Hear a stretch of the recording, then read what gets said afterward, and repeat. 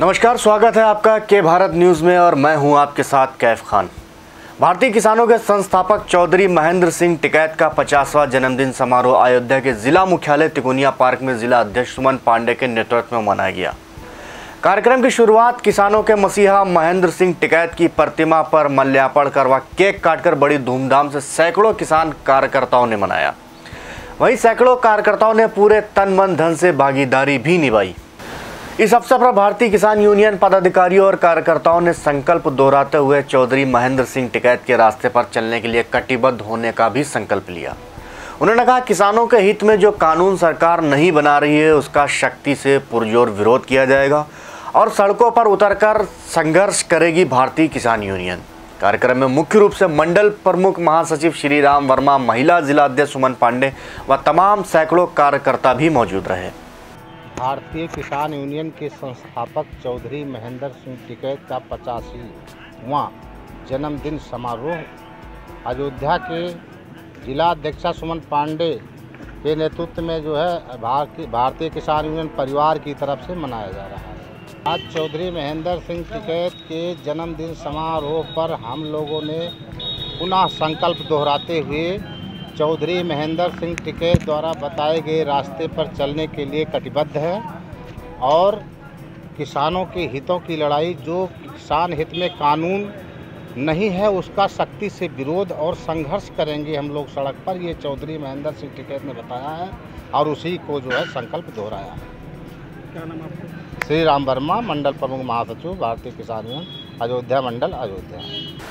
विद्युत विभाग का निजीकरण करने की वजह से कर्मचारियों ने अलग अलग जगहों पर विरोध प्रदर्शन किया।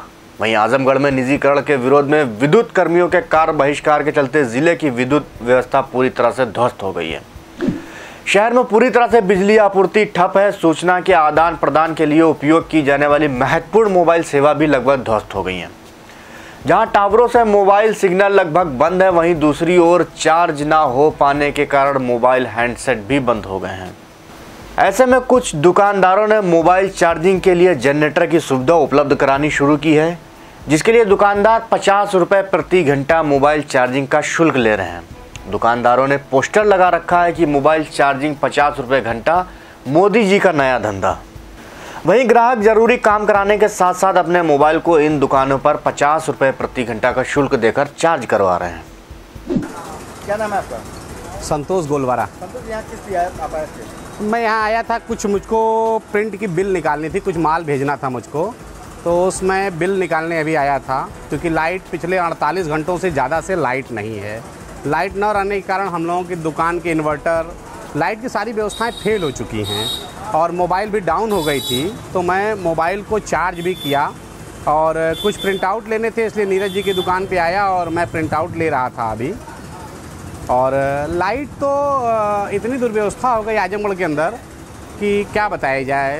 प्रशासन यहाँ बहुत दावे कर रहा था कि यहाँ लाइट नहीं जाएगी और लाइट बहुत कटौती नहीं होगी, लेकिन यहाँ कटौती बहुत ज़्यादा हुई और हमें ये लगता है कि और डिस्ट्रिक्ट में लाइट अच्छी मिल रही है।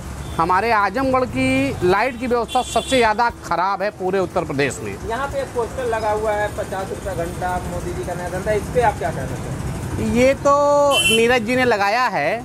तो नीरज जी जनरेटर से एक्चुअल में सारी मोबाइल लोगों की चार्ज कर रहे हैं और चार्जिंग का पैसा निश्चित है कि इनको लेंगे, क्योंकि इनका फ़ोटोकॉपी की दुकान है और लाइट ना आने की वजह से ये पिछले कई घंटे से जनरेटर पे ही काम कर रहे हैं।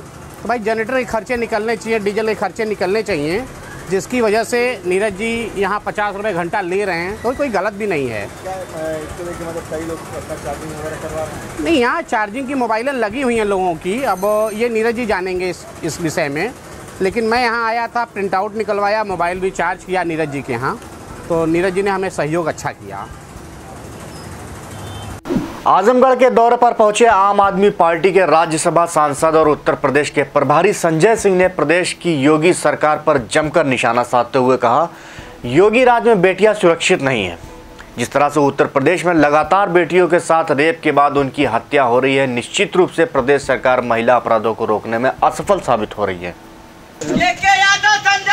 जिंदाबाद जिंदाबाद। आगे में जी। जिंदाबाद जिंदाबाद जिंदाबाद। तनवीर रिजवी संजय सिंह जिंदाबाद जिंदाबाद।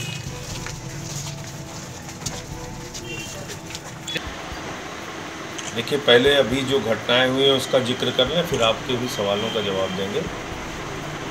पिछले दिनों जिस तरह से उत्तर प्रदेश में बेटियों के साथ दरिंदगी का मामला सामने आया, वो चाहे लखीमपुर खीरी का मामला हो, जौनपुर की मढ़ियाओं का मामला हो, भदोही का मामला हो, आजमगढ़ में एक छोटी सी बच्ची के साथ दुष्कर्म का मामला हो, या फिर हाथरस और बलरामपुर का कांड,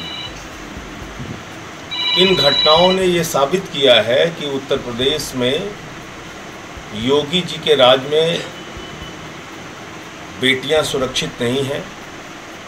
बेटियों के लिए उत्तर प्रदेश कब्रगाह बन गया है। और जब आप न्याय मांगने की बात करते हैं तो आपको यहाँ पे लाठियाँ मिलती हैं, मुकदमे मिलते हैं, जेल मिलती है, हमले कराए जाते हैं, आपकी आवाज़ को दबाया जाता है। हाथरस की गुड़िया को न्याय दिलाने के लिए विपक्ष के जितने भी नेता वहाँ गए, किसी पे लाठी चलवाया गया, किसी को धक्के मरवाया गया, यानी एक दहशत का माहौल। और उस पूरे एरिया में मैं कल गया था, वहाँ पे आपको लगेगा ही नहीं कि ये कोई भारत का हिस्सा है। मुझे एक बैरिकेड पे रोका जाता है, मेरी सारी गाड़ियाँ रोक ली गई। पुलिस वाले कहते हैं हम आपको अपनी सुरक्षा में लेके चलेंगे। हमने कहा ठीक है, और अपनी सुरक्षा में ले जाकर विश्वासघात करके कल हमला कराया गया।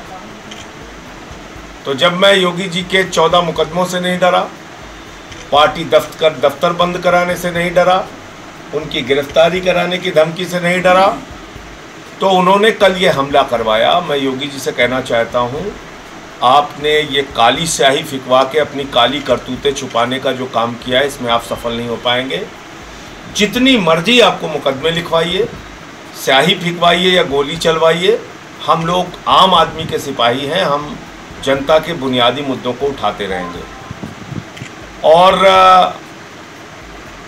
गुड़िया के साथ वहाँ न्याय नहीं हुआ। 22 सितंबर की एक मेडिकल रिपोर्ट है, जिसमें मेडिको लीगल की रिपोर्ट में कहा गया है कि उसके साथ रेप हुआ था। और उसके बाद 11 दिन के बाद एक फॉरेंसिक रिपोर्ट का हवाला देके, जिस फॉरेंसिक रिपोर्ट का कोई मायने नहीं रहता, क्योंकि अगर आप 72 घंटे बाद सैंपल लें तो उसका कोई मायने नहीं रहता, उसका हवाला लेके योगी सरकार कह रही है उस बच्ची के साथ रेप नहीं हुआ। जब उसका डाइंग डिक्लेरेशन है तो उसको नहीं मानने का क्या कारण है? इसका मतलब एक जातिवादी मानसिकता से योगी जी काम कर रहे हैं, और ये किसी भी प्रदेश के मुख्यमंत्री के लिए ठीक बात नहीं है। प्रदेश का मुख्यमंत्री 24 करोड़ लोगों का अभिभावक है, उसको सबके हितों का ध्यान रखना चाहिए। अपराधियों में भी अगर आप जात खोजेंगे और अपराधियों के पक्ष में अगर वहाँ खुलेआम पंचायतें होंगी, 144 के बावजूद लोग वहाँ आके हमले करेंगे, तो इससे साफ है कि आपकी नीयत दरिंदों के साथ खड़ी होने की है, बेटी के साथ खड़ी होने की नहीं है। तो इसलिए ये मामला जो है, हम लोग आगे भी इसको लगातार उठाते रहेंगे। इन सवालों पर योगी सरकार के खिलाफ अपना आंदोलन करते रहेंगे।